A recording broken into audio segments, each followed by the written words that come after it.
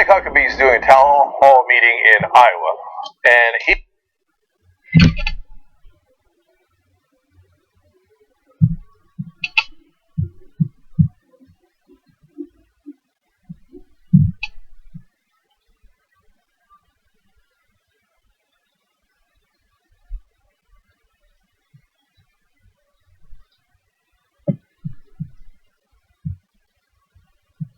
going to run into the wrong dude. This guy's name is Rod Weber, and he knows his Bible.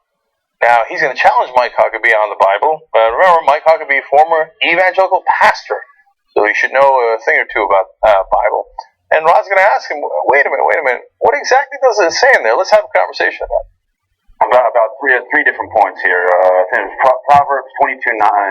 He who is bountiful of the eye, he gives food and bread to the poor, which goes against the conservative ideology of entitlement. The second one is Revelation 11:18, destroy the destroyers of the earth, which goes against the anti-environmentalist stand that conservatives often take. And finally is thou shalt not kill, which kind of gets in the way of the being at war all the time thing. It also gets in the way of the death penalty that Mike Huckabee is proud to have used and exercised multiple times as governor of Arkansas. Those are all incredibly fair questions to a Republican who runs usually against the exact text of the New Testament. So let's see how Huckabee handles it. The first one had to do with dealing with the poor. We absolutely have a responsibility for the poor. But it is the responsibility of me as an individual believer. It is not something I pawn off on the government. The reason that the government is in the poverty business and the welfare business is because the church got out of the welfare business. It was always the responsibility of people to give a dime out of each dollar they earn to take care of the widows and the poor. And not take care of people who wouldn't work, but to take care of people who couldn't work. There's a big difference. I look at that. But why don't you take that as your role in government? Do what now? I mean, why, as in government, why don't you decide to take that on? Why wouldn't the government do it? Well, it seems that that's not the standard. Well, if government is God, if government is your God, then that makes perfect sense. And to a lot of people, government is their God. But God is not my government. I mean, government is not my government. But then government. why does it get brought into things like the abortion debate and et cetera?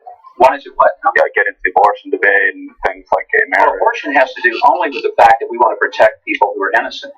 The same way we want to protect the widow. Oh, let me ask you. I would agree with you. Okay, I know, but I'm asking, do you think there's any such thing as a life that doesn't have value?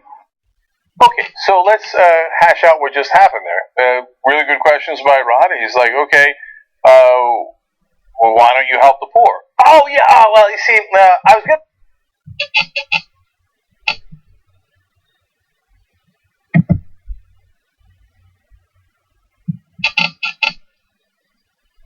do it through the church, you see. So that's why I don't want the government to do it. But you're not going to be in charge of the church. You're running for president of the United States. You'd be in charge of the government, right? Yeah, I'm not going to do jack shit for the poor. I don't care what the Bible says. I mean, theoretically, sure, the church should do it. Yeah, I guess. I'm going to call them bums. I'm going to call them welfare queens in my job in the government.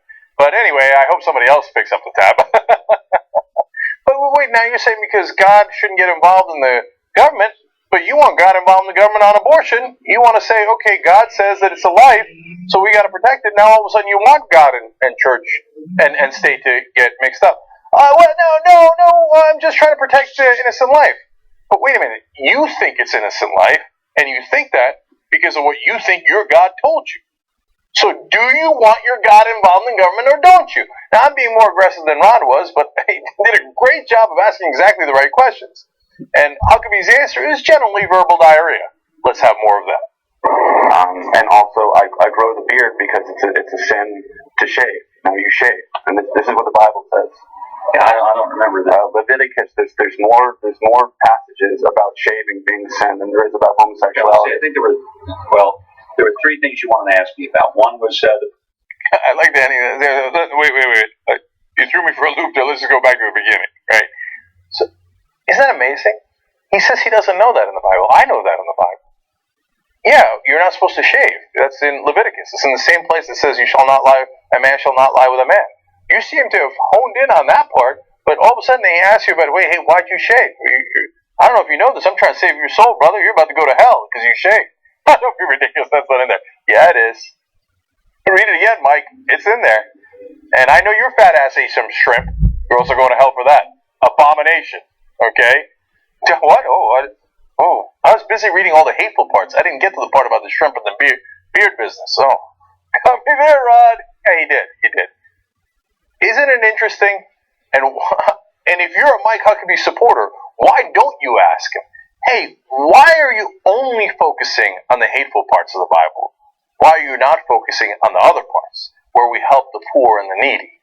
Why are you only focusing on the parts where we can select a certain minority to target, but when it comes to the majority, don't get divorced, don't have sex before marriage, don't have a beard, don't have clothing of two different cloths, don't eat shrimp or any shellfish? You never focus on those things, Mike. Why don't you?